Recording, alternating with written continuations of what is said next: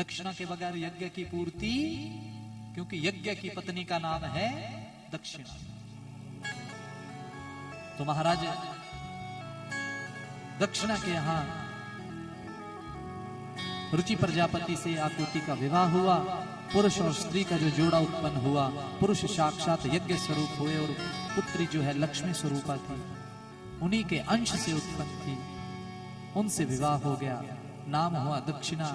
इनके महाराज 12 पुत्र हुए, तोष, प्रतोष, संतोष, भद्र, शांति, इंद्र, स्पिति, इध्म, कपि, विभु, स्वहं, सुदेव, रोचन। ये स्वयं भूम मनमंत्र में तुषित नाम के देवता हुए। उन्हीं में महाराज मरीचि की पत्नी जो कला हुई, इनके 2 बच्चे हुए, कश्यप और पूर्णिमा। कश्यप ऐसे ऋषि हैं, किसी को अपनी गोत्र का ना पता हो तो वो कश्यप बोल सकता है। क्या बोल सकता है? क्योंकि उन्हीं की संतानें आगे चली। तो महाराज कश्यप और पूर्णिमा, सारा जगत इस वंश से भरा है। पूर्णिमा के विरज और विश्वग 2 पुत्र हुए। देवकुल्या नाम की एक कन्या हुई और महाराज अत्रि पत्नी अनुसुईया से दत्तात्रेय भगवान हुए। और उन्हीं के आगे महाराज ब्रह्मा जी के एक पुत्र हुए दक्ष। दक्ष के साथ उनकी छोटी पुत्री का विवाह हुआ, जिसका नाम है प्रसूति। प्रसूति ऐसी महाराज जिसकी 16 कन्याएं हुई, 13 कन्याएं जो थी धर्म को दे दी, बची 3। स्वाहा नाम की कन्या का विवाह अग्नि के साथ हुआ। किसके साथ?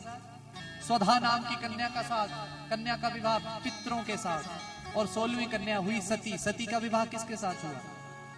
जोर से बोलो। बोले शंकर भगवान की। इसलिए अग्नि में जब आहुति डालते हैं तो क्या बोलते हैं? क्या बोलते हैं? जोर से बोलो। शर्मा क्यों है? जोर से बोलो।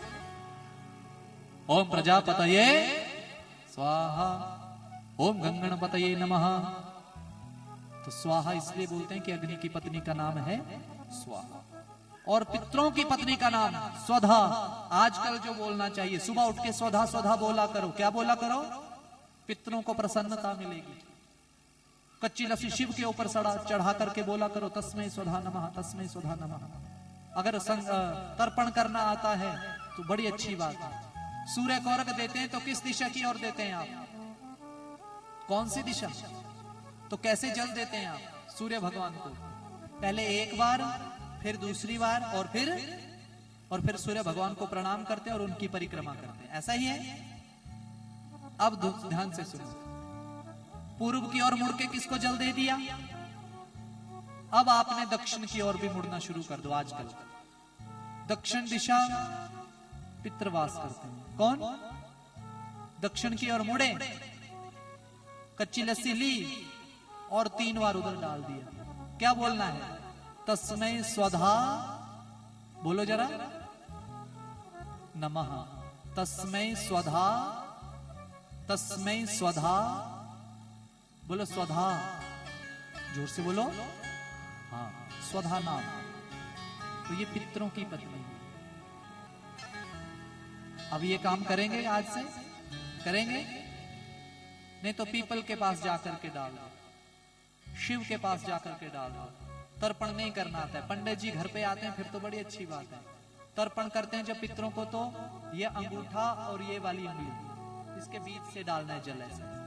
ऐसे तिल भी डालना है साथ में। और क्या बोलना है? तस्मै स्वधा नमः, तस्मै स्वधा नमः, तस्मै स्वधा नमः। पितृलोक में सबसे ज्यादा कमी है तो किस चीज की? पानी की। किस चीज की? आप तर्पण जरूर करो। तर्पण करेंगे तो आपके पितृ प्रसन्न होंगे। पितृस्थान मैंने आपको पहले बताया, जहां आपकी घर पे टोंटी चलती है वही पितरों का स्थान है। वो स्थान पवित्र रखा करो, साफ रखा करो, वहां गंदगी कभी ना हो। वही पितरों का स्थान है। आप बोल तो देते हैं पितृ दोष लग गया है। दोष क्यों लगा है? यही कोई कारण रहा होगा। रात को बर्तन जूठे मत छोड़ो, धो करके रखा करो। घर में पितृ प्रसन्न होंगे तो आपको प्रसन्नता मिलेगी। इसलिए सबसे छोटी कन्या हुई उनकी सती। सती का विवाह हुआ शिव के साथ। किसके साथ? शिव के साथ। लेकिन बोला परीक्षित, सती के कोई संतान नहीं हुई। बोला क्यों? बोला सती ने शरीर ही त्याग दिया। शरीर ही कथा आप सबने सुनी है। यहां केवल थोड़ी सी कथा है, आप सबने कथा सुनी है किस प्रकार सती योग अग्नि में जलकर अपने आप को भस्म कर दिया। भगवान शिव ने शरीर को उठाया, भगवान विष्णु के चक्कर ने शरीर के टुकड़े किए। जहां जहां पर मैया का शरीर का अंग गिरा वो आज शक्तिपीठ के नाम से जाने जाते हैं। और जहां जहां वो अंग गिरे वहां वहां राक्षस उन अंगों को खाने के लिए दौड़कर आए। तो शिव ने एक एक भैरव हर जगह प्रकट करके छोड़ दिया उन अंगों की रक्षा करने के लिए। इसलिए महामाई का दर्शन करने जाओ तो कौन कौन किस किस के दर्शन होते हैं? सबसे पहले एक तरफ हनुमान जी और एक तरफ एक दरवानी बनकर बैठे होते हैं, प्रार्थना करने की जैसे आप इनके दरवानी हैं, हमारे परिवार की भी ऐसी रक्षा करो। तो ये देवी पुराण कभी सुनना तो उसमें बड़ा आनंदित वर्णन है, लेकिन यहाँ थोड़ा सा है वर्णन तो आप तक बात पहुंचाई। 52 शक्तिपीठ हैं देवी पुराण में। 108 बोला वो कैसे? बोला जहां जहां मैया का श्रृंगार का सामान भी गिरा, जहां केश गिरे वो केश कात्यायनी वृंदावन। ठाकुर जी से पहले माता का है वृंदावन। वृंदावन जब भी जाओ तो केश कात्यायनी के दर्शन कर लिया करो। भगवान ठाकुर जी भी करते थे, वहां बाल गिरे थे मैया। और 2 हमारे हिमाचल में भी, एक नैना देवी और एक ज्वाला माता, ये शक्तिपीठ। पंजाब में त्रिपुर मालिनी, त्रिपुर मालिनी पता है, गए आप? पर सबको त्रिपुर मालिनी किसी को पता नहीं है। देवी तालाब सबको पता है, जालंधर देवी तालाब नाम सुना है? वो त्रिपुर मालिनी है, वो भी शक्तिपीठ है। हम सब देवी तालाब के नाम से जानते हैं। और अगर शंका पता क्या रहती है मन में कि चिंतापूर्णी जो है ये शक्तिपीठ नहीं है क्या? रहती है ना। चिंतापूर्णी जो है 10 महाविद्याओं में आती है, ये 10 महाविद्याओं में आती है। बगलामुखी है, बोलो बगलामुखी मैया की चिंतपूर्णी माता है। ये 10 महाविद्याओं का वर्णन जब देवी पुराण होगा उसमें बड़ा आनंदित आएगा, आप समझ आ जाएगी। कई बार हमें भी लगता है कि जी हाँ, कई बार हमें ऐसा लगता है कि जो अपने चिंतपूर्णी माता है क्या ये पीठ नहीं है? लेकिन जो अंग गिरे मैया के उनमें एक ज्वाला देवी और एक नैना देवी, ठीक है। और जो भजन हम गाते हैं, नैन तेरे माँ नैना देवी चरण तेरी चिंतापूर्णी, ये तक किसी ने भजन बनाया है, लेकिन असली मायने में मैं देखो तुलना नहीं कर रहा हूं, ये बात थोड़ा ध्यान में रखना। मैं ये नहीं कह रहा हूं कि चिंतपूर्णी मत जाओ, अब वो 10 महाविद्याओं में आती है, वो तो तुरंत काम करने वाली है। अगर इंस्टेंट चाहिए ना काम जल्दी कि माता जी होनी चाहिए मैनू, तो चल जाओ चिंतपूर्णी, जाके मत्था टेको, नाले हले बाहर नहीं गए होने, नाले फोन आ जाना, काम हो गया। वो 10 महाविद्याओं में बगलामुखी है।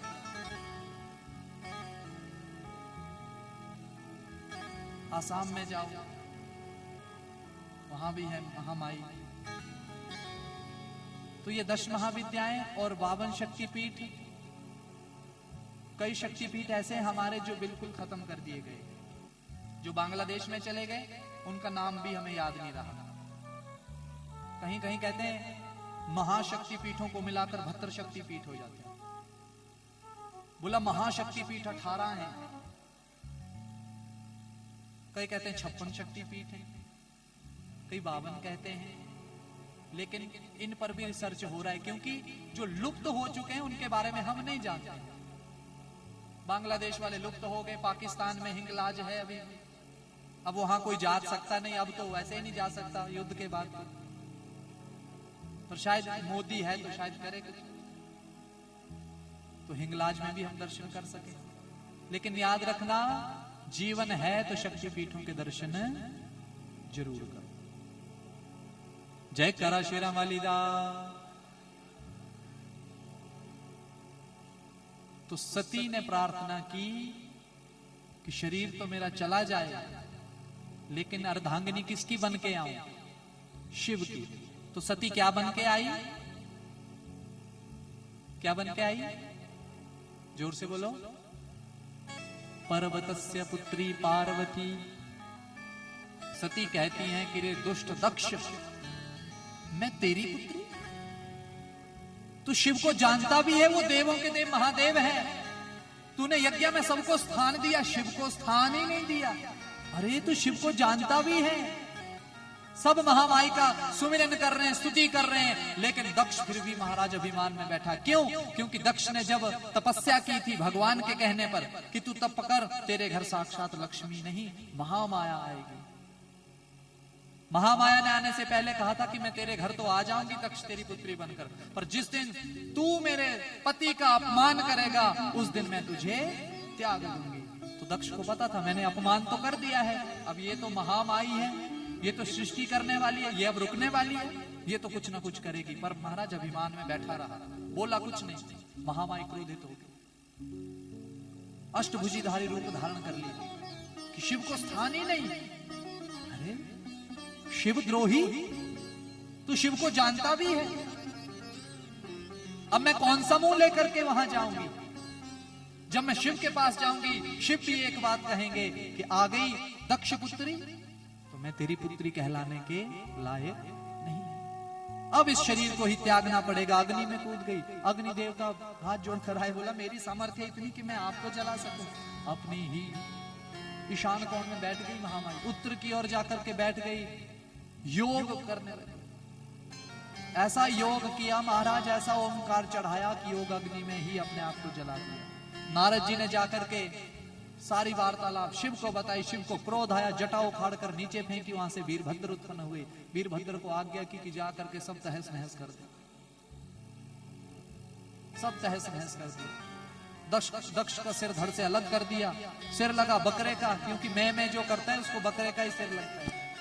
मैं करता था ना, बोला करता रहा मैं। भगवान की स्तुति की, बोला महाराज यजमान यही है, पूर्णाहुति यही डालेगा, यज्ञ तो पूरा होना चाहिए, नहीं तो अपमान तो आपका भी है। तो यज्ञ पूरा करने के लिए शिव कहते हैं महाराज, अब बोला पूरा तो करूं पर मुझे तो स्थान ही नहीं है कोई। तो ध्यान देना, शिव के लिए कौन सा स्थान मिला? पूर्णाहुति हो जाती है, सारे पूर्णाहुति डाल देते हैं, उस समय जो सामग्री बच जाती है, किसमें इकट्ठी की हुई सारी सामग्री, वो उसके बाद सबसे लास्ट में आचार्य द्वारा डाली जाती है। वो किसकी होती है? शिव की। शिव प्रसन्न हुए हैं तो भोले बाबा मान जल्दी जाते हैं, तो मान गए, बोला ठीक है। तो बकरे का सिर लगाया तो पूर्णाहुति हुई, तो शिव को स्थान मिल गया। परीक्षित बड़े प्रसन्न हुए। बोला फिर महाराज, बोला अब आगे का जो वर्णन है वो सुनो। 3 पुत्रियां तो हो गई महाराज, पर अब जो चौथा आया वो पुत्र है जिसका नाम है उत्तानपाद है। क्या नाम है? उत्तानपाद है। अब उत्तानपाद का वर्णन होने लगा महाराज। राजा है, बड़ा अच्छा राजा है, धार्मिक है, पर पत्नियां 2 हैं। उत्तानपाद का मतलब समझना, आप कथा आप तुरंत समझ जाओगे। उत्तानपाद हम ही हैं। गर्भ में बालक होता है तो कैसे होता है? उत्तानपाद, ऊपर की ओर जिसके पैर हो और सिर नीचे की ओर हो। तो पेट में कैसे होता है बच्चा? बताओ।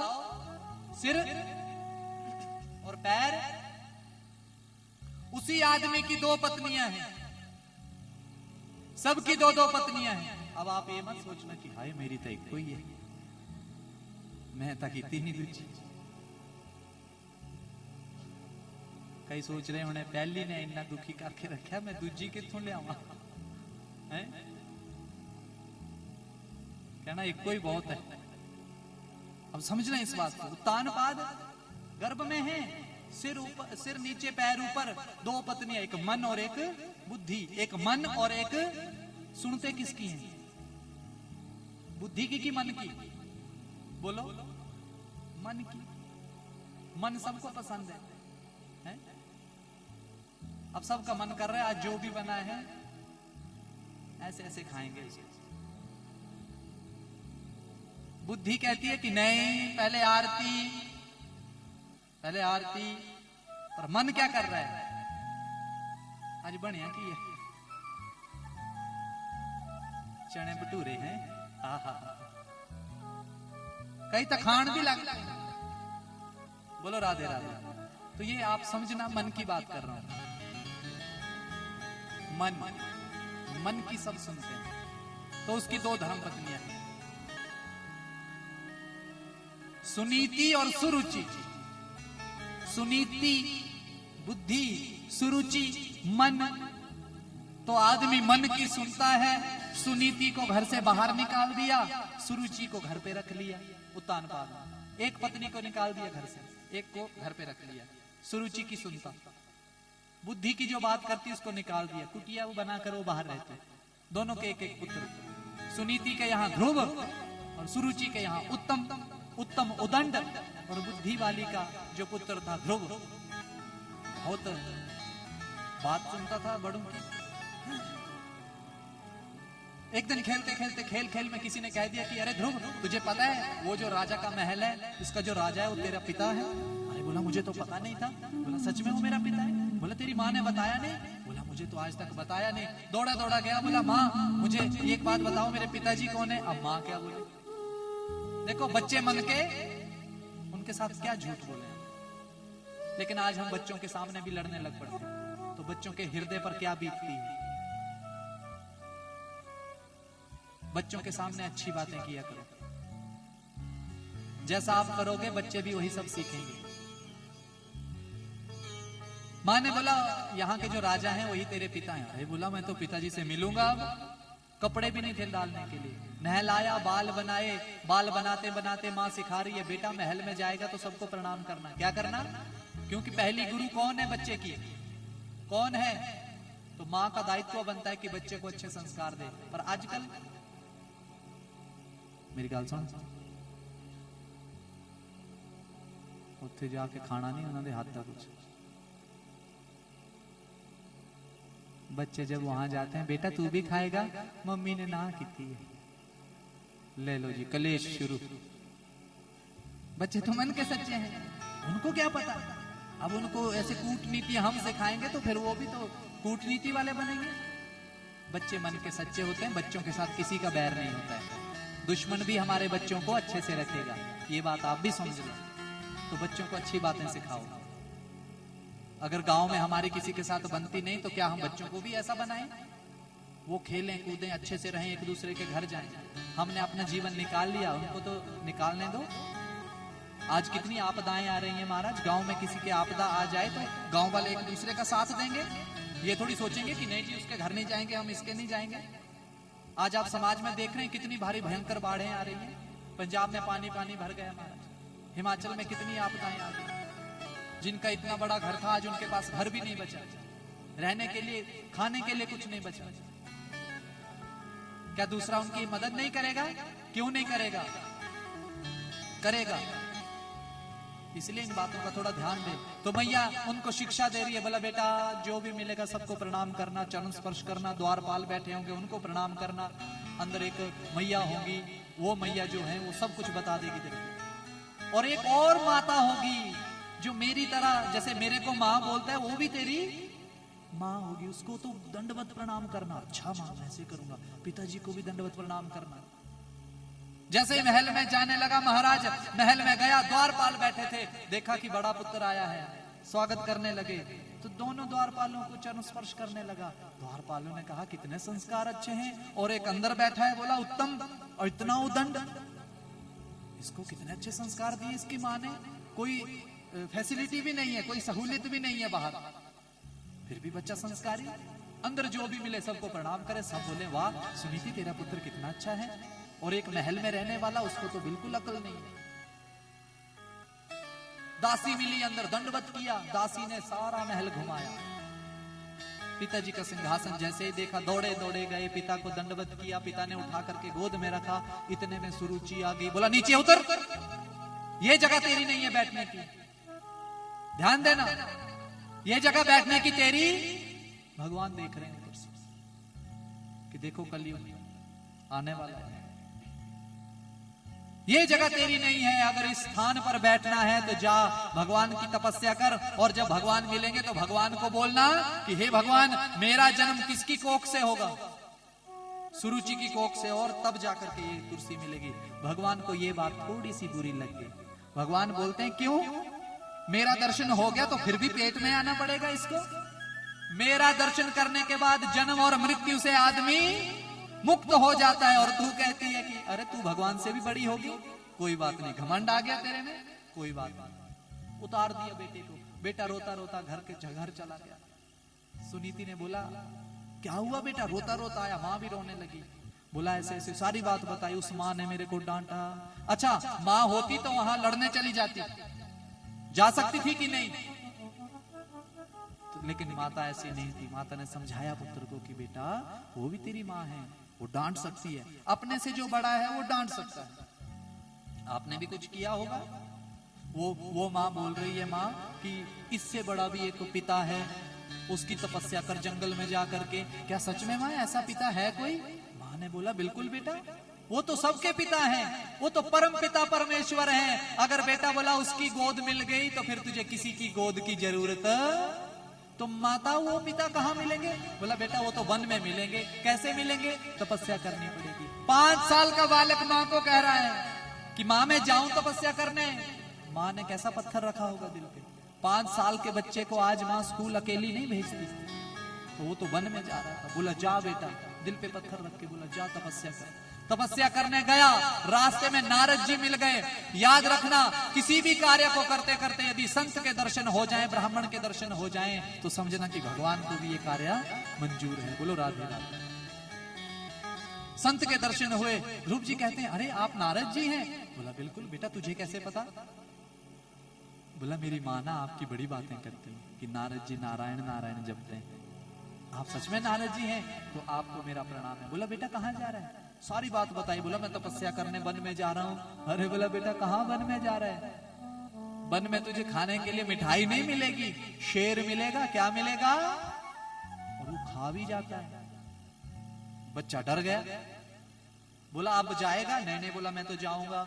नारद जी समझ गए कि एक संकल्प लेकर चला है, इसे रोकना नहीं चाहिए, इसका कुछ कल्याण करना चाहिए। तो कान में मंत्र बोल दिया, ओम नमो भगवते वासुदेवाय। बोलो ओम नमो भगवते वासुदेवाय। ओम नमो भगवते वासुदेवाय। सारे बोलो ओम नमो। बोलो बोलो सारे बोलो।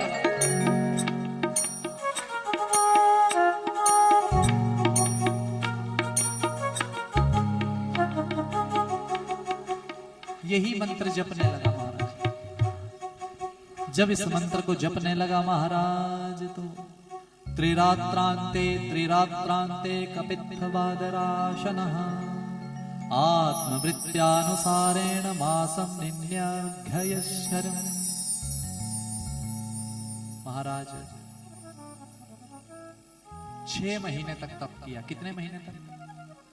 कभी जल पीता, कभी कंदमूल खाता, कभी पत्ते, कभी वायु। तो एक समय तो ऐसा आ गया महाराज, ओमकार की ध्वनि ऐसी चढ़ा ली और अपने पैर के अंगूठे के ऊपर खड़ा हो गया। ऐसी 6ठे महीने में तपस्या करने लगा कि देवताओं की भी श्वास अवरुद्ध होने लगी। देवताओं ने बोला ऐसा कौन सा तपस्वी आ गया कि हमारी सांस भी रुकने को आ गई। विष्णु भगवान के पास गए। विष्णु भगवान ने इशारा किया, बोला देखो 5 साल का बच्चा। बोला महाराज जल्दी जाओ नहीं तो हमारी सांस रुकने को आ रही है।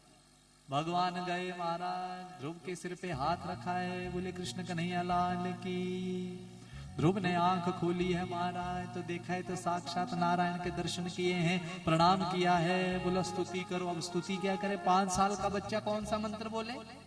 भगवान ने उसके होंठों पर महाराज अपना शंख जैसे ही लगाया, जोर जोर से स्तुति करने लगा महाराज। भगवान को मंत्रोच्चारण करने लगा। यही कृपा होती है, जब भगवान कृपा कर दे कुछ भी हो सकता। शास्त्र कहते मूकम करोति वाचालम पंगु लंघ्यते गिरिम यत् कृपातमहं वंदे परमानंद माधवम।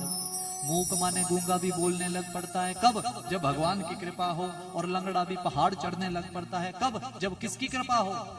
भगवान की कृपा। तो कथा ये सबको नहीं मिल सकती। कथा किसको मिलेगी? जिस पर किसकी कृपा हो।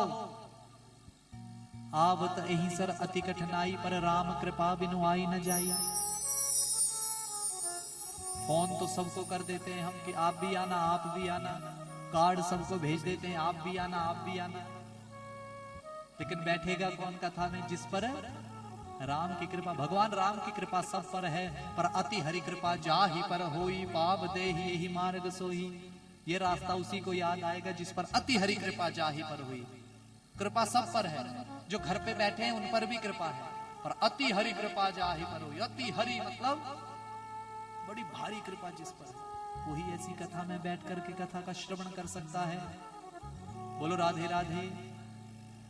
स्तुति करने लगा, बड़ा प्रसन्न हुआ, ख्याति हो गई महाराज। जिस माता ने महाराज उसको डांटा था वो तो डर के चुपचाप बैठ गई कि अब वो मेरे साथ तो बात भी नहीं करेगा। उत्तानपाद जी स्वागत करने के लिए खड़े हो गए पुत्र का, भगवान से मांग बैठे। बोला मांग पुत्र, क्या मांगता है? राज्य मांग बैठे, पर बोलने लगे कि देखो मांगना कुछ और था, मांग राज्य बैठा। 36,000 वर्ष तक राज्य किया। पिताजी ने स्वागत किया, राज सिंहासन पर बिठाया। जिस माँ ने डांटा था सबसे पहले ध्रुव उसी माँ को नमस्कार करने गया। बोला आप नहीं डांटती तो मैं नहीं जाता जंगल, आपका बड़ा बड़ा धन्यवाद। बड़ा सुंदर सिस्टम चल पड़ा महाराज। भाई उत्तम है। एक दिन भाई यक्षों से युद्ध कर बैठा, यक्षों ने उसे मार दिया। सुरुचि उसकी मां उसे ढूंढने गई तो वन की अग्नि में वो भी जल के मर गई। ध्रुव को क्रोध आया तो यक्षों का संहार करने लगा।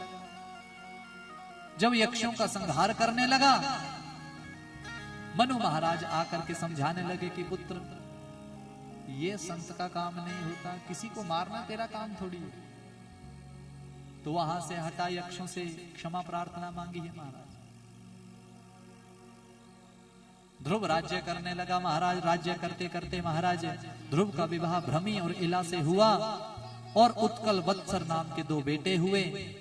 इस प्रकार महाराज राज्य करने लगे। उन्हीं के वंश में महाराज ध्रुव महाराज मृत्यु पर पैर रख के वैकुंठ धाम गए और आज भी वो अमर है। उत्तर दिशा की ओर ध्रुव तारा सबसे ज्यादा चमकने वाला जो तारा है, आज भी हम उसके दर्शन करते हैं। 36,000 वर्ष उन्होंने राज्य किया, उसके बाद आज भी उत्तर दिशा में स्थापित है। बोले ध्रुव जी महाराज की। ये भी महाराज भगवान का ही रूप है। और उसके बाद महाराज इन्हीं के वंश में महाराज राजा अंग हुए, जिनका विवाह मृत्यु की पुत्री सुनीता से हुआ। उनके यहाँ एक पुत्र हुआ बेन, बड़ा भारी दुष्ट। ऐसा दुष्ट हुआ कि पिता को ही अपने पुत्र के डर से छुपना पड़ा। पिता को ढूंढने लगा, बोला ढूंढो उसको मार देंगे। ऐसा पुत्र हो किसी का? उधर हो गया। अब ऐसा पुत्र हो गया, संतों ने बड़ा समझाया, बोला ऐसा मत कर। अब जहां भी महाराज हवन होता वो बेन जाता, वहां हवन रोक देता। बोला रोको, मैं यहाँ का राजा हूं, जो भी आहुति देनी है मेरे नाम की दो। प्रजापति स्वाहा मत बोलो, बेन आए स्वाहा बोलो। राजा ही सब कुछ होता है, भगवान कोई नहीं है, मैं ही भगवान हूं। अपने आप को भगवान कहने लगा। एक दिन संतों ब्राह्मणों को क्रोध आया, हुंकार मात्र से ही उसका शरीर त्याग हो गया। अब राजा तो चाहिए, अब उसी के शरीर का मंथन किया। जब उसके शरीर का महाराज मंथन किया तो वहां से एक पुरुष उत्पन्न हुआ, जिनका नाम रखा, बोला पृथु जी महाराज की। वो साक्षात नारायण आए। शंख पद्म का निशान उनके पैरों में, और ऐसा निशान जब ब्राह्मणों ने देखा तो कहा कि ये तो साक्षात नारायण आया है। तो पृथु जी महाराज ने पुनः स्थापना की। उन्हीं ने ये जंगल बनाए, उन्हीं ने ये पर्वत बनाए। पृथु जी महाराज पर ही इस पृथ्वी का नाम पृथ्वी हुआ। पृथु जी महाराज ने बहुत बड़े बड़े यज्ञ करवाए, पृथ्वी को बड़ा अच्छा बना दिया उन्होंने। सनक सनंदन सनातन एक दिन उसके राज्य में आए। बोला क्या चाहिए पृथ्वी? बोला मुझे 10,000 कान चाहिए। कितने कान चाहिए? बोला क्यों? बोला 2 कानों से भगवान की कथा सुनता हूं तो मजा नहीं आता। कितने कान दे दो? 10,000, ताकि निरंतर मैं भगवान की कथाएं सुनता रहूं। उन्होंने आशीर्वाद दिया। पृथु जी बोलते हैं महाराज दक्षिणा में आपको क्या दूं? संत कहते हैं कि क्या दे सकता है? बोला जो मांगोगे, राजा हूं यहाँ का। अरे बोला हमें क्या दक्षिणा चाहिए? नहीं नहीं, बोला महाराज मैं भी राजा हूं यहाँ का, कुछ देना चाहता हूं आपको, बताओ क्या चाहिए आपको। बोला कुछ नहीं चाहिए। नहीं, बोला हम देंगे, अगर बोला देना है तो पूरा राज्य दे दे। बोला दिया। बोला कर संकल्प। पृथ्वी जी महाराज ने संकल्प करके सारा राज्य, पूरा राज्य, सारा जहां जहां तक का राजा था सब कुछ दे दिया दान में। किसको? सनक सनंदन सनातन और संत कुमार को। जब दान में कर दिया तो चारों भाइयों ने बोला आज के बाद ये हमारा हो गया, अब तू भी हमारा हो गया, अब तू हमारा नौकर हो गया। बोला बिल्कुल महाराज आज्ञा करो। बोला आज्ञा ये है कि आज के बाद तू इस सब को संभालेगा, ये सोचकर कि तेरा नहीं है हमारा है, राज्य कर अच्छे से। तो इसी डर से वो राज्य करने लगा और राज्य बड़ा सुंदर करने लगा। तो जीवन में इस कथा से सीखे क्या हम? ऐसा मत बोलना कभी जीवन में कि ये घर मेरा है, ये घर ये प्रभु का है। किसका है? हम तो नौकर हैं, बोल रह रहे हैं यहाँ, उन्होंने सेवा लगाई है रहने की, तो मेरा जीवन में कुछ भी नहीं है। पर हम बोलते हैं कि ये भी मेरा, ये भी मेरा, ये भी मेरा, मेरा कुछ नहीं है, सब उसी का है। पानी को देख लो, बुजुर्ग कहते थे, हमने सुना ही था महाराज कि पानी 100 साल बाद भी अपनी जगह ले लेता है। कितने साल? 100 साल बाद भी अपनी जगह ले लेता है। हमने सिर्फ सुना था, ये कथाओं में सुना था, बड़ों से सुना था, आज देख भी लिया। पानी नहीं छोड़ता अपनी जगह महाराज। फिर आगे चाहे घर हो, चाहे कोई आदमी खड़ा हो, सबको उठा करके ले जाएगा। जल है महाराज, अपनी जगह नहीं छोड़ेगा। प्रकृति है, प्रकृति कहती है कि जो मेरा था मैं ले लूं। तो प्रकृति के आगे हम कुछ नहीं कर सकते, केवल प्रार्थना कर सकते हैं। बड़ा आनंद हुआ महाराज पृथ्वी जी महाराज के वंश में विजिताश्व हुए। विजिताश्व, इनका आपस में भाइयों का बड़ा प्रेम था। ये 4 भाई थे, चारों भाइयों ने एक एक दिशा संभाल ली। उन्हीं के वंश में आगे महाराज प्राचीन बहरी हुए। समुद्र की कन्या शतद्रुति से विवाह हुआ। इनके प्रचेता नाम के 10 पुत्र हुए। तपस्या करने पर शिव ने इनको उपदेश किया। और महाराज आगे जो वर्णन चला, प्राचीन बहरी जो हैं यज्ञ की पूर्ति के लिए पशु की बलियां दिया करते थे। किसकी बलियां देते थे? नारद जी आए, समझाए, बोला बलि प्रथा हमारे यहाँ नहीं है, तो ये बलियां क्यों दे रहे हैं? बोला नहीं महाराज, मैं तो यज्ञ पूर्ण करने के लिए बलि देता हूँ। पर बोला बलि तो किसी जीवित प्राणी की देता है ना। बोला जी, तो बलियां यहाँ नहीं दी जाती हैं। बोला महाराज मैंने तो दी है। तो बोला ऊपर देख कैसे घूर रहे हैं तेरे को, कि ऊपर आ, तेरे को पूछते हैं, हम भी ऐसे ही काटेंगे तेरे को। तो ये बलि प्रथा बंद करो। तो महाराज नारद जी के कहने पर बलि प्रथा बंद हुई है। आगे महाराज प्रियव्रत जी का वंश चला है। प्रियव्रत नाम का एक राजा, उनका वंश चला है। तो महाराज प्रियव्रत जी महाराज कह रहे हैं कि मैं रात ही नहीं होने दूंगा। क्या नहीं होने दूंगा? जोर से बोलो। अच्छा, रात होने देनी चाहिए कि नहीं? क्या बात है। सुनो फिर प्रियव्रत के मुख से सुनो। तो प्रियव्रत जी महाराज कहते हैं कि रात्रि ही ना हो। अच्छा, बोला लोग 12 घंटे काम करते हैं और 12 घंटे फ्री रहते हैं। 12 घंटे काम करते हैं और 12 घंटे 24 घंटे कमाते रहेंगे तो और ज्यादा कमाएंगे। उन्होंने तो अच्छा सोचा, एक रथ बना लिया। इतना बड़ा रथ बनाया, उस रथ पर बैठे और परिक्रमा पूरे ब्रह्मांड की करने लगे। 7 परिक्रमाएं की तो 7 दिन रात ही नहीं हुई। ब्रह्मा जी बड़े परेशान, मेरी सृष्टि में ये क्या होने लगा? मैंने तो सृष्टि बड़ी अच्छी बनाई है, दिन है तो रात है, सुख है तो दुख है। अब आपको दुख नहीं आएगा तो सुख का कैसे पता चलेगा? सुख नहीं आएगा तो दुख का कैसे? आप धूप में बैठेंगे, गर्मी लगेगी, पंखे के नीचे आएंगे तभी तो आभास होगा ना, लंबी सांस लेंगे कि हाँ पंखा चला तो ठंडी हवा आई। अब ऐसा होगा ही नहीं तो आभास कैसे होगा? ब्रह्मा जी बड़े परेशान। ब्रह्मा जी दौड़े दौड़े गए, रथ को रोका। अरे बोला प्रियव्रत जी क्या कर रहे हैं? बोला नहीं महाराज रात नहीं होने दूंगा। वो बोला महाराज जो प्रकृति का नियम है उस नियम को नहीं तोड़ना चाहिए। जो आदमी दिन भर काम करते हैं रात को आराम भी तो करेंगे, जो रात को काम करते हैं दिन को आराम करेंगे। तो ये दिन रात्रि जो है ये प्रकृति का नियम है, इस नियम को मत तोड़ो। प्रियव्रत जी महाराज समझ गए, बोला गलती होगी महाराज। लेकिन महाराज 7 चक्कर लगाए थे तो 7 द्वीप बना दिए। कितने? 7 समुद्र बना दिए महाराज। और जहां जहां रथ के पहिए चले वो नदियां नाले बन गए महाराज। बोले कृष्ण कन्हैया लाल की। प्रियव्रत जी महाराज इस बात को मान गए महाराज। प्रियव्रत जी का पुत्र जो था आग्नेध्र,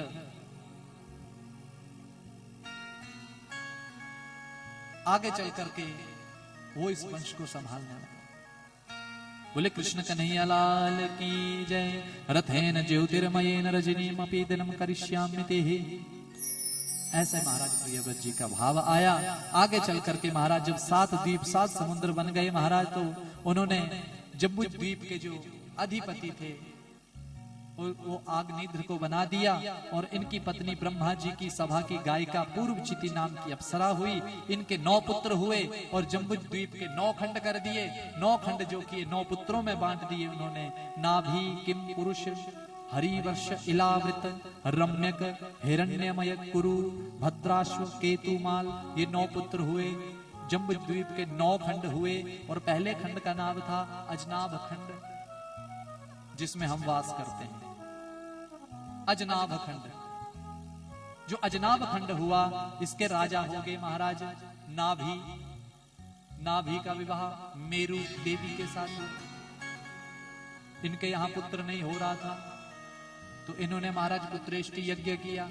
जब पुत्रेष्टि यज्ञ किए तो यहाँ पर साक्षात नारायण उत्पन्न हुए। बोले ऋषभ भगवान की। ऋषभ भगवान इतने तेजस्वी थे कि इंद्र को स्पृहा होने लगी। ऋषभ भगवान जिस राज्य में रहते थे बाकी सब जगह बारिश की उन्होंने, उनके राज्य में बारिश नहीं की। अब बारिश भी तो जरूरी है। ऋषभ जी तो महाराज साक्षात नारायण है, उन्होंने स्वयं ही अपने राज्य में बारिश करवा दी। इंद्र को जब पता लगा तो बड़ा बुरा लगा। बोला महाराज ये तो गलत हो गया। जाकर के माफी मांग ली है महाराज। जब माफी मांगी जाकर के तो महाराज जो ऋषभ भगवान ने माफ किया। इंद्र को लगा कि इन्होंने माफ तो किया पर मन में कुछ रह न जाए, इसलिए इंद्र ने अपनी पुत्री जयंती का विवाह किसके साथ कर दिया? ऋषभ भगवान के साथ कर दिया। बोले ऋषभ भगवान की जय। महाराज इनके 100 पुत्र हुए। सबसे बड़े पुत्र का नाम है राजा भरत। क्या नाम है? राजा।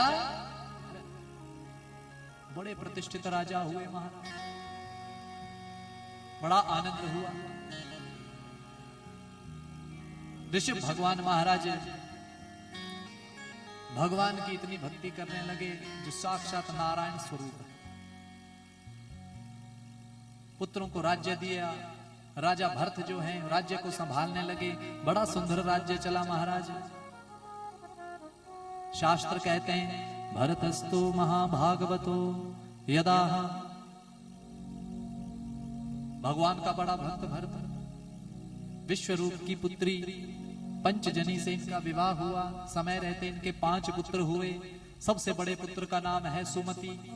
सुमति, राष्ट्रभृत, सुदर्शन, आवरण, धूम्रकेतु, ये उनके पुत्र हैं। सुमति जो सबसे बड़ा बेटा है, भरत ने सारा राज्य पुत्र को दे दिया और स्वयं नेपाल गंडकी क्षेत्र में चले गए। उस क्षेत्र में जब गए तो वहां जाकर के भगवान का भजन करने लगे। देखो पूरे छत्र राजा, अजनाब खंड के राजा, वो कहां चले गए सब कुछ छोड़ के? भगवान का भजन करने। किसका भजन करने? राज्य पुत्र को दे दिया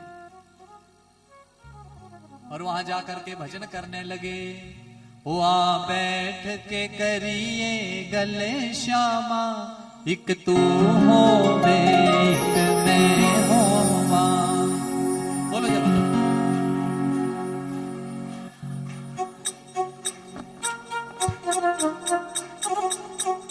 आ बैठ के करिए गले श्यामा, एक तू होवे एक मैं होवा। आ बैठ के करिए गले श्यामा, एक तू होवे एक मैं होवा। एक तू होवे एक मैं होवा। एक तू होवे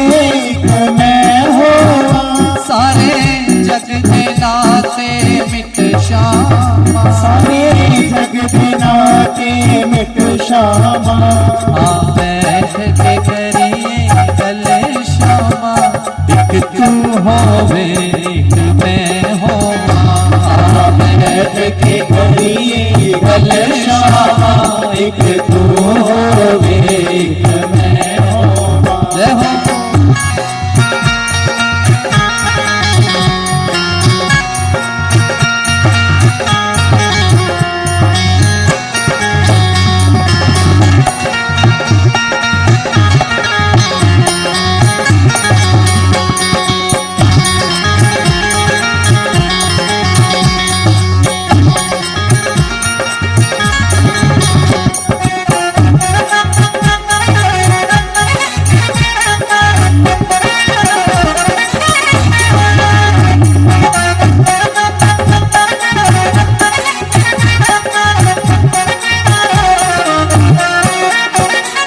तेरे चरणन च मेरा सिर होवे तेरे चरणन च मेरा सिर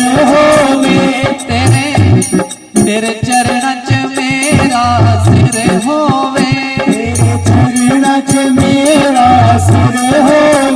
तेरा हाथ मेरे सिर दे उत्ते होवे तेरा हाथ मेरे सिर दे उत्ते होवे सारे जग दे नाते मिटे श्यामा एक तू होवे एक मैं होवा बैठ के करिए गल श्यामा एक तू होवे एक मैं होवा।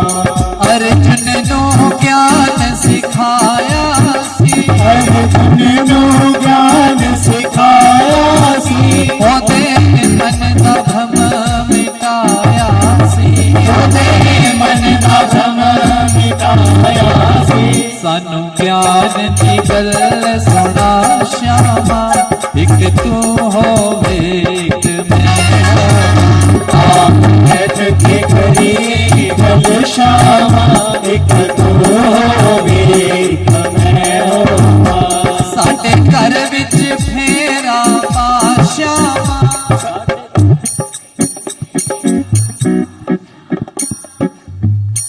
इन्होंने इदा नहीं फेरा पाना दौलतपुरों ही मुड़ जाना रायपुर पहुंचना ही नहीं है। शायद हुण आण हाँ लगे आण हाँ पहुंच गए मोड़ पे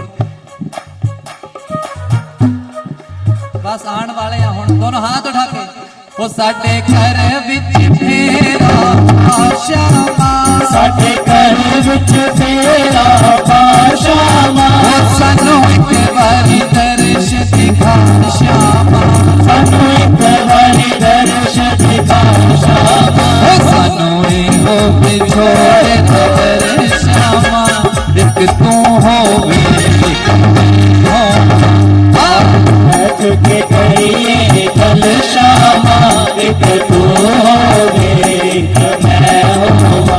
एक तू होवे एक मैं होवा एक तू होवे एक मैं होवा सारे जग दे नाते मिट श्यामा सारे जग दे नाते मिट श्यामा आ बैठ के करिए गल श्यामा एक तू होवे एक मैं होवा बैठ के करिए गल श्यामा एक तू होवे एक मैं होवा।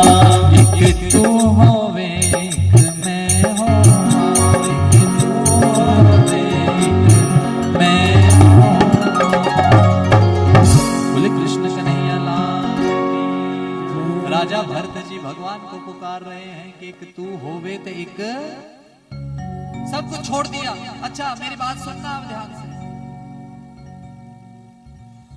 हम सोचते हैं कि सन्यासी कब हो जाएंगे जब सब कुछ त्याग देंगे। अच्छा ये बात पक्की है कि सब कुछ त्यागने के बाद आप भगवान के भक्त हो जाएंगे? बोलो बोलो। यहां राजा भरत ने सब कुछ त्याग दिया, उन्होंने तो अपनी तरफ से अच्छा किया, कि मैंने सारा राज्य त्याग किया, नेपाल गंडकी क्षेत्र में चले गए, वहां पर एक कुटिया बना ली, कुटिया में रह करके दिन की 200-200 माला जपने लगे। कितनी माला? देखो बात तो भाई अच्छी की, क्योंकि एक चरण ऐसा आता है कि वन में ही चले जाना चाहिए। 50 के बाद क्या आता है? बोलो, हम नहीं बोलना है जी। 50 के बाद 51 वन, 52 फिर से वन, 53, 54, 55 आया ना वन वन। बोला 50 के बाद मेरी गाल सुनो, हूं सवेरे चलना जाइयो, कथा सुन के जाइयो। 7 दिन है घर दे मैनू लभदे फिरन कि गया किथे हो, ਉਹੀ दस के गया इदा दे पुठे काम। बोलो राधे राधे। भाव समझना, ये कथा हमें यही समझा रही है। बस समझने को तो बहुत कुछ समझा रही है, लेकिन हमने अच्छी सी बात एक यही समझनी है कि सब कुछ छोड़ के भी आप वन चले जाओगे, क्या आप सच में तब भगवान को पा सकेंगे? आप घर पर रहकर भी भगवान को पा सकते हैं। एक समय बनाओ अपना कि इस समय भगवान का सुमिरन करेंगे। करो, कभी बैठे पति पत्नी इकट्ठे करो, एक दिन दोनों इकट्ठे बैठ के भजन। किथे जी भजन तो बड़ा मुश्किल है, वो हो रही हुंदा कुछ है।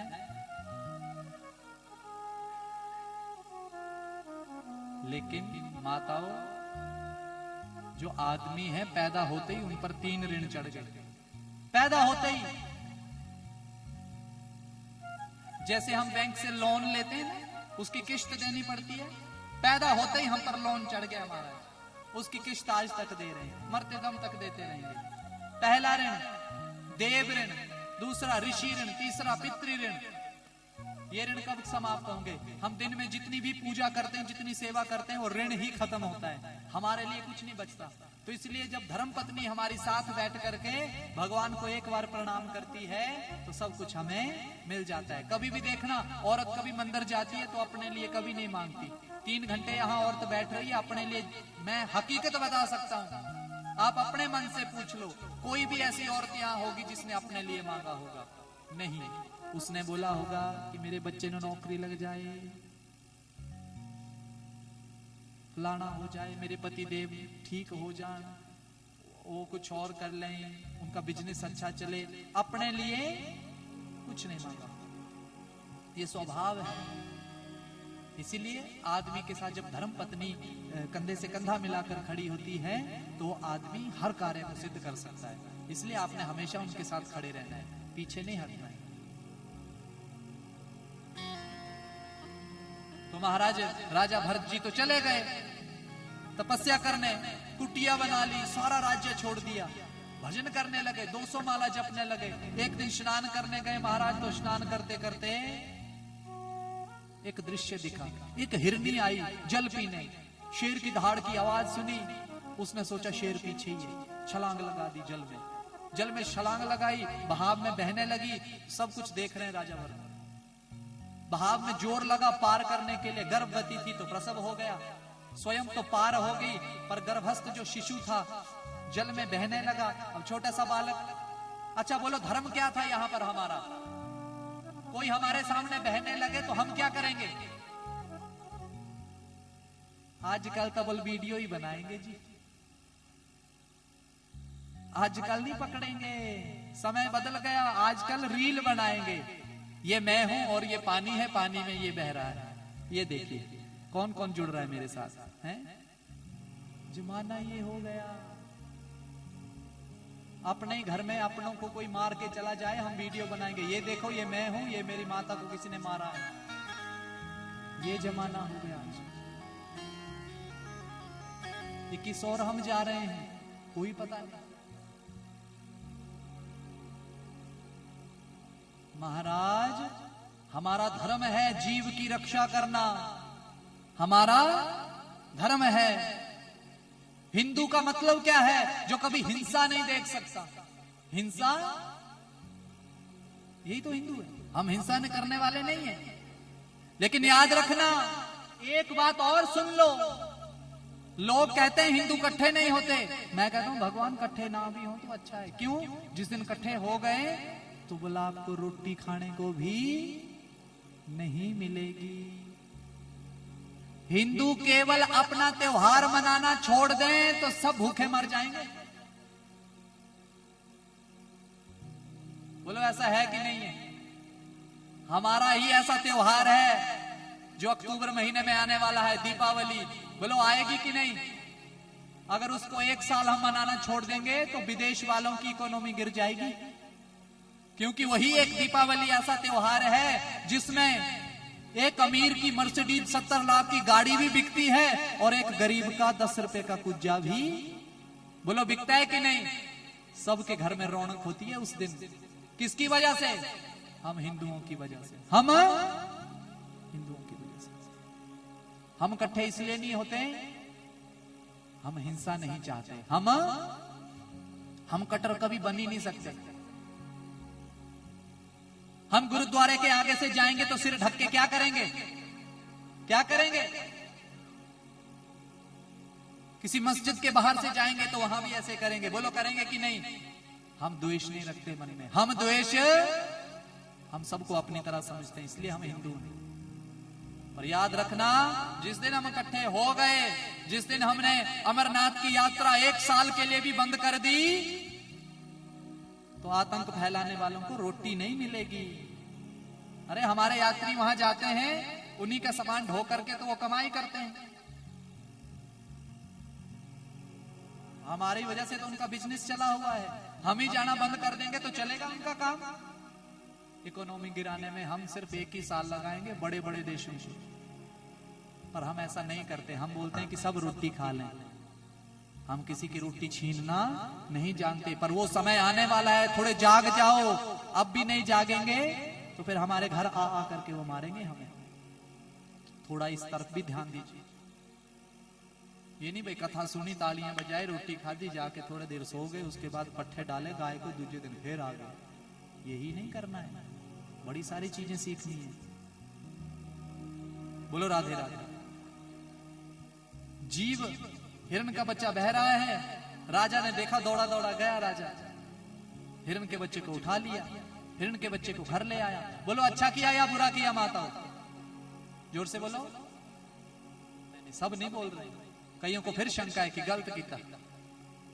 बोलो अच्छा किया या बुरा? क्यों अच्छा किया? क्योंकि एक छोटा सा बच्चा बह रहा है, वो तैर भी नहीं सकता था, उसको बचा करके ले आए। अच्छा किया राजा भरत ने। ध्यान देना, लेकिन गलती कहां हो गई जीवन में? 200 माला जपते थे, कुटिया में ले आए हिरण के बच्चे को, बच्चे का पालन पोषण करने लगे। अच्छा आपका मन तभी नहीं लग रहा, 2 बज गए। ओहो, ये भी गल है ना। ये प्रसंग कर लूं पूरा? 5 मिनट लगेंगे। बोलो सबकी सहमति से, नहीं तो यहीं विश्राम करेंगे। पूरा कर लें इस प्रसंग। पीछे ने बड़ों को पूछूंगा जो सबसे पीछे बैठे। कर लूं महाराज जी? 5 मिनट लग रहे। आओ सुनो बड़े ध्यान से। महाराज हिरण का बच्चा ले आए, कुटिया में रखा। अब मन में भाव आया कि ये तो अब खाएगा क्या? पत्तियां तो खाएगा नहीं, दूध पिएगा, और दूध में कहां से लाऊंगा? अपने लिए कभी मांगने नहीं गए, उस हिरण के बच्चे को मांगने के लिए दूध लेने गांव गांव में जाने लगे। कितनी माला जपते थे? आधा पौना घंटा लग गया दूध लाते। कितनी रह गई? 50 कम हो गई। कितनी कम हो गई? आए क्या करने थे? राजा था, सब कुछ छोड़ के आ गया, क्या करने? बोलो 200 से माला बढ़नी चाहिए थी या कम होनी चाहिए थी? बोलो इधर क्या हो रहा है? अब दूध पिलाने लग पड़े, हिरण का बच्चा बड़ा होने लगा, खेलने लगा, आधा समय उसके साथ बिताने लगे। समय बीता, महाराज दूध छोड़ के पत्तियां खाने लगा। तो राजा भरत पत्तियां तोड़ के लाते तो पत्तियां खिलाते। 50 मालाएं और घट गई, 150 थी, कितनी रह गई? बोलो बढ़नी चाहिए थी या? इससे अच्छा तो राजा ही बना रहता, कई हिरणों का पालन कर सकता था एक आदेश करने पर सब कुछ छोड़ दिया। महाराज समय बीता, हिरण बड़ा होने लगा, संध्या बंदन करने बैठता, आंख बंद करता तो हिरण के जब सींग आते हैं ना, हिरण के क्या, बछड़े को भी जब सींग आने लगते हैं तो खारिश लगती है, तो खुजाता है हर जगह। तो हिरण के बच्चे को सींग आने लगे तो उसकी पीठ पर खुजाता, तो जहां माला जपने बैठता तो माला छोड़कर उसके साथ खेलने लग पड़ता। अब सबसे ज्यादा समय किसके साथ बिताने लगा? 50 और कम हो गई, कितनी रह गई? लो जी, 200 से 50 माला रह गई। हिरण का बच्चा और बड़ा हुआ और खेलने लगा। एक दिन हिरण का स्वभाव क्या है, आदमी के साथ रहना या हिरण के झुंड के साथ रहना? बोलो। एक दिन हिरण ने हिरणों का झुंड देखा और निकल गया, और इधर बीमार पड़ गया। भरत रात को करे, हाय मेरा हिरण, पता नहीं वो तो मेरे बगैर घास नहीं खाता था, उसने घास खाया है कि नहीं। शास्त्र कहते अंते यामति सा गति, मरते मरते जो सोचोगे वही आपकी गति होने वाली है। तो मरते मरते हाय मेरा हिरण, हाय मेरा हिरण कर दी, तो अगला जन्म क्या हुआ? बुद्धि पूरी रही। उसी गंडकी नदी के किनारे वो हिरण बनकर जब जल पीने गया तो पुराना सोचने लग पड़ा कि क्या मेरी बुद्धि मर गई थी, इससे अच्छा तो मैं राजा ही बना रहता, गति तो अच्छी होती, कोई मेरी क्रिया तो करता। आज हिरण बोलते बोलते कहां मैं 200 माला जपता था और कहां हिरण के चक्कर में पड़ के मुक्ति करने आया था, कहां मुक्ति छोड़कर मैं हिरण के पीछे पड़ गया। आज हिरण बन गया लेकिन बुद्धि फिर भी थी। अच्छा कर्म किया हो काम आता है, याद रखना। सोच सारी थी अच्छी। हिरण ने क्या किया, आधा शरीर जल में डाल दिया, आधा शरीर जल से बाहर, कुछ खाता नहीं, आराम से एकादशी का व्रत भी करने लगा और मन ही मन भगवान का सुमन का। बोला अब इस बार गलती नहीं करूंगा, घास भी नहीं खाता। क्यों? बोला हरा घास खाऊंगा उस पे कोई जीव लगा होगा तो वही बन के आना पड़ेगा। कभी कभी खा लेता हरी सूखी पत्ते, वो भी देख सुन के। समय बीता, हिरण का शरीर त्यागा तो इस बार एक ब्राह्मण अंगिरा गोत्रीय ब्राह्मण के घर उसकी 2 पत्नियां, पहले जो पत्नी थी उसके 9 पुत्र हुए, दूसरी पत्नी से एक पुत्र और पुत्री हुई। जो पुत्र हुआ वही हिरण उनका पुत्र बनकर आ गया और 9 के 9 पुत्र विद्वान हुए। वो तो विद्वान तो देखो शुरू से ही था, क्योंकि वो बुद्धि तो उसमें उस समय भी थी, उसको ज्ञान सारा था, वेद शास्त्र सब कुछ आता था। पर बोला इस बार मैं कोई गलती नहीं करूंगा जीवन में। क्यों? पिछली बार गलती की तो हिरण बन गया, इस बार अगर मनुष्य जन्म मिला है तो कोई गलती नहीं करूंगा। इसलिए महाराज अपने आप को पागल घोषित कर दिया कि मैं मूर्ख हूं, मुझे कुछ नहीं आता, जड़ बन गया। तो नाम क्या रखा पिता ने? जड़ भरत। क्या नाम रखा? नाम तो भरत रखा, पर बुद्धि बिल्कुल नहीं है पिताजी के अनुसार। वैसे तो सब कुछ पता था कि जीवन में क्या है क्या नहीं है, क्या बोलना है, मंत्र भी नहीं बोलते अच्छे से, इसलिए कि सब मेरे को मूर्ख ही बोले। तो उसको स्कूल भी भेजने नहीं लगे। बड़ा प्रसन्न हुआ, बोला स्कूल भेजते तो मैडम क्या पढ़ाती? क से तो बोला अगला जन्म कबूतर का ही होना था। ख से खरगोश, अगला खरगोश, ग से गधा, ते अगला गधा। ते बोला गधा खरगोश बनने से अच्छा है कि मूर्ख ही बन जाओ, स्कूल ही नहीं गए। सबका विवाह हुआ, पिता की मृत्यु हुई, जड़ भरत को कुटिया बना दी। बड़ा प्रसन्न हुआ, कोई भोजन देता तो खाता, नहीं तो भगवान का भजन करता। भगवान का भजन कर रहा है जड़ भरत, 24 घंटे भगवान नाम संकीर्तन करता, ये सोच के कि एक बार गलती की थी, अब गलती, भोजन भी नहीं करता। दे दिया किसी भाभी ने तो खा लिया, नहीं तो। एक दिन एक चोर, उसके घर पुत्र नहीं होता था, काली माँ के मंदिर में गया, बोला मैं नर बलि दूंगा माता, मेरे पुत्र हो जाए। भगवान की कृपा हो गई, किसी गलती से भगवान की कृपा हुई, उसके पुत्र हुआ। बोला किसी नर को ढूंढ के लाओ। तो गांव में नर को ढूंढने गए, सब दरवाजे बंद, तो एक कुटिया में नर सोया।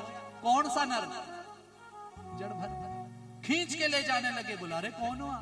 बोला चल। तो बोला खींचो मत, मैं ही चल पड़ता हूँ, मुझे तो भगवान का भजन करना है, जहां मर्जी ले चलो। खुशी खुशी चल पड़ा। वहां गए, उसका स्नान करवाया, वस्त्र बदलवाए, अच्छा भोजन मिला। बोला वाह बड़ी अच्छी बात है। बोला तुझे डर नहीं लग रहा है? बोला डरूंगा क्यों, इतना अच्छा भोजन मिल रहा है, मुझे किस चीज का डर है? बोला तेरी मृत्यु होने वाली है। तो बोला तू कौन सा नहीं मरेगा, मृत्यु तो सबकी अटल है, मैं पहला आदमी थोड़ी हूं जो मरूंगा। मरना सत्य है, मेरे बाद तुम भी मरोगे। अच्छा। बोला तेरी बलि दी जाएगी। बोला खाने के बाद ही दोगे ना? बोला हाँ। बोला खाने दो पहले। जैसे ही भोजन किया, भोजन के बाद बलि देने लगे। बलि देने के लिए जैसे ही महामाया के आगे उसका सिर झुकाया, दुष्टों ने तलवार निकाली महाराज। जैसे ही महामाया के आगे उसकी बलि देने लगे, दुष्ट ने जैसे ही तलवार से प्रहार करने लगे, मां ने तुरंत आंख खोली। बोला ये इतना भक्त और इतना विद्वान और ये दुष्ट से मारने वाले हैं। उसी मूर्ति से महामाई प्रकट हुई, अष्टभुजी धारण करके तलवार निकाली है और दुष्टों को उसी समय मार निकाला। जड़ भरत जी ने सिर उठाया और महामाया के दर्शन किए। जोर से बोलो, सारे बोलो, जय माता दी, ओ जय माता दी, जय माता दी, जय माता दी, जय माता दी, जय माता दी करते जाओ, आने जाने वालों को